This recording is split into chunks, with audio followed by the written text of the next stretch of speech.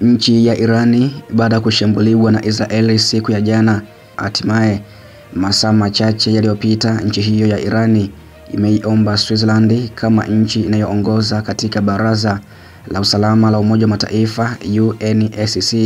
kuitisha mkutano wa haraka kwa kuzingatia mgomo wa Israeli. Uwakilishi wa kudumu wa Irani kwa UN umeripoti hivyo kuhusu taarifa hiyo, ambako kutokana na matokeo ya utawala wa Israeli kuendelea na uchokozi wa kimfumo, Jamhuri ya Kiislamu ya Irani imemsihi katibu wa Umoja wa Mataifa na Baraza la Usalama kuchukua msimamo thabiti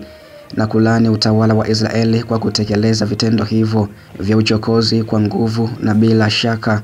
na kuonyesha kwa jamii ya kimataifa ya kwamba ukiukwaji huo wa sheria za kimataifa na mkataba wa Umoja wa Mataifa hautapita bila majibu. Na pia anakukumbusha kwamba unaweza ukajipatia taarifa hizi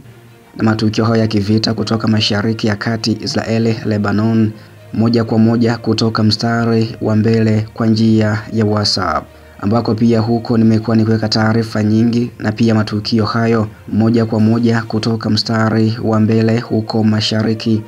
ya Kati, lakini pia Urusi na Ukraini. Unaweza ukajiunga sasa moja kwa moja kupata taarifa hizo na matukio hayo kwa kulipia kiasi cha shilingi 1000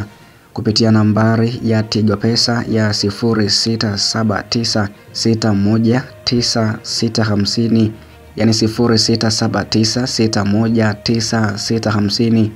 Basi pia na ukaribisha sana kama utawia kushuhudia operation hizo za kijeshi kutoka huko Mashariki ya Kati, ambako pia kwa mujibu wa vigezo na masharti ya YouTube basi kuviweka pia hadharani kama ambavyo vilivyo imekuwa vigumu, basi unapata kuzishuhudia kwa uzuri kabisa kule kwenye grupu la WhatsApp. Zaidi ya hayo pia, Jamhuri ya Kiislamu ya Irani imemwomba rais wa Baraza la Usalama kuitisha mkutano wa haraka ili kukabiliana na ukiukaji huo mkubwa na vitendo visivyo halali na kuhakikisha uwajibikaji wa utawala huo wa uhalifu, imesema taarifa ya ujumbe huo kwa Irani kwenda huko katika Baraza la Usalama la Umoja wa Mataifa, ikiomba mkutano wa haraka juu ya kile ambacho pia Israeli imeweza kukifanya siku ya Oktoba 26 baada ya kushambulia maeneo mengi ya kijeshi huko nchini Iran. Inakumbukwa pia tarehe 26 mwezi huu wa 10 2024 vikosi vya ulinzi vya Israeli viliripoti kuhusu kushambulia mitambo ya kijeshi huko nchini Irani, ambako bado pia taarifa za uharibifu hazijawekwa wazi ya kwamba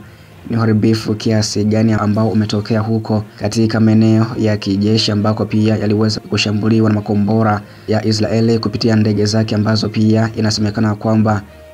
Israeli pia ilitumia ndege zake zingine aina ya F-35 kuangusha makombora huko katika viunga vya maeneo ya kijeshi nchini Irani. Hivyo pia taarifa zaidi nitazidi kuwafahamisheni kile ambacho kinajili huko Mashariki ya Kati, hasa mzozo mpya baina mwa Israeli lakini pia Irani na Lebanon, ambako pia nchi hizo mbili yani Israeli na Irani hivi karibuni tangu Oktoba 1 zimeingia kwenye mzozo mkubwa wa kijeshi, ambako inakumbukwa Oktoba 1 pia Irani liweza kurusha makombora mengi kwenda katika nchi ya Israeli, ambako pia jana Oktoba 26 jeshi la Israeli basi nalo liliweza pia kulipiza kisasi kile ambacho lilidai ya kwamba itaweza kulipiza kisasi kwa kile ambacho ilikifanya Oktoba 1 ya mwaka 2024. Mwisho wa taarifa hii na pia taarifa zaidi